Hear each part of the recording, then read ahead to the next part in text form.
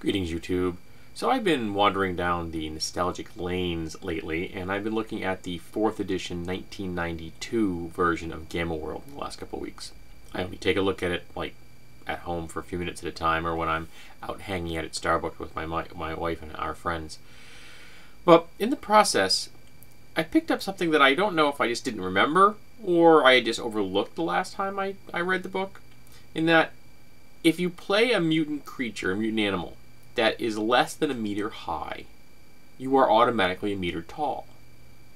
So if you're playing a squirrel that's the size of Rocky from Rocky and Bullwinkle. You're not playing a squirrel that's the size of, your average squirrel.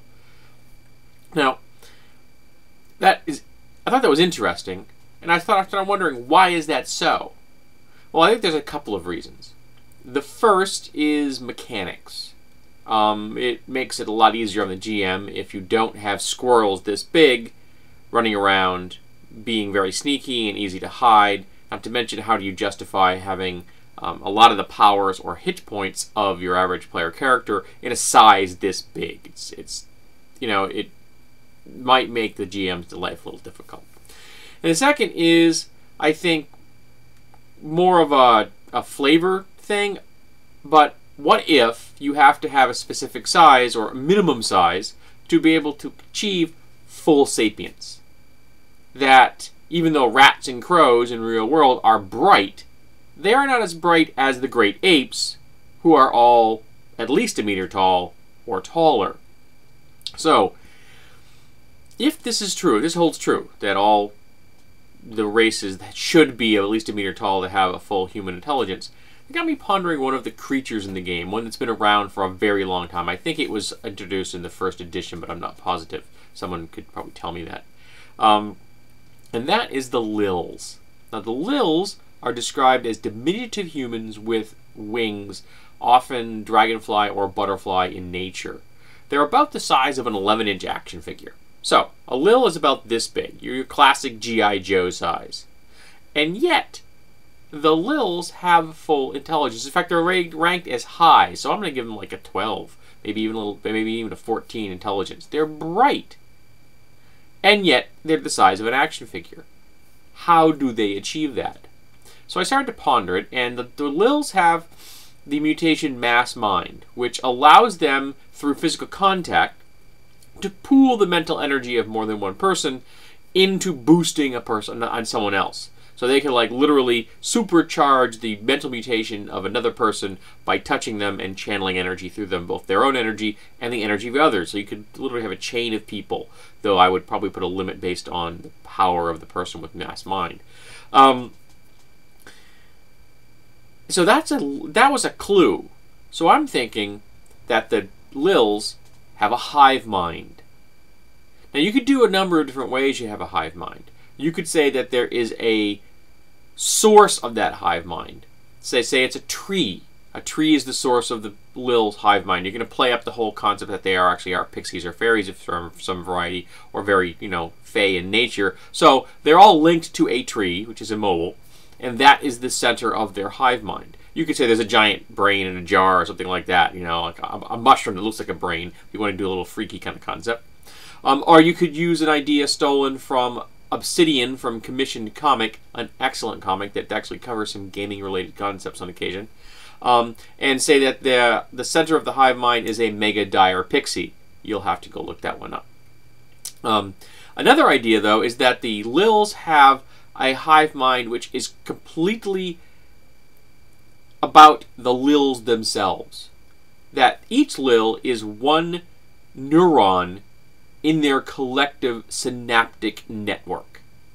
So if you have a minimum number of Lils, we're going to just throw out, we'll say that the score, their intelligence score is a 12, so we're going to say that it's 120 Lils. So yeah, 120 Lils, or around a score of Lils, not a score,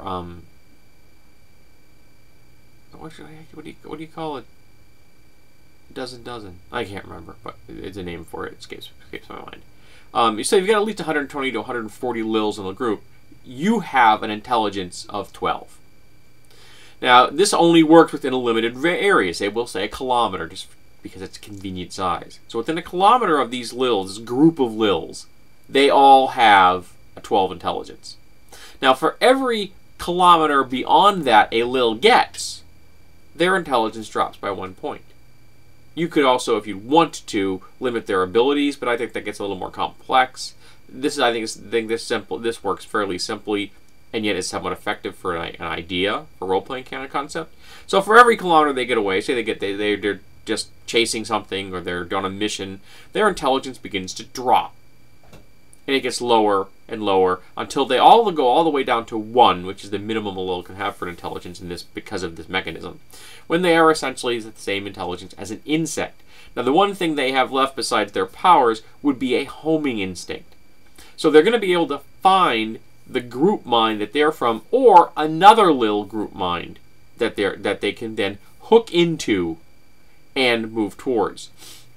So you could have a Lil group that breaks up for whatever reason, their intelligence goes down, they go out, hook up with other Lil groups, and their intelligence goes back up. Or a Lil group could have many members, they could have 300 or 400 members, so you could have 3 or 4 different group minds within this. And maybe you could, like, you want to do the whole Fae thing, you could have the Unseelie and the Seelie courts, you know, in a post-apocalyptic setting if you really want to, you know, emulate that concept. Of course, you're going to change the names, things like that. But you understand the politics of that. So you can have multiple hive minds within the same Lil community. And this is entirely fluff. This really probably has no bearing on the mechanics of the game whatsoever.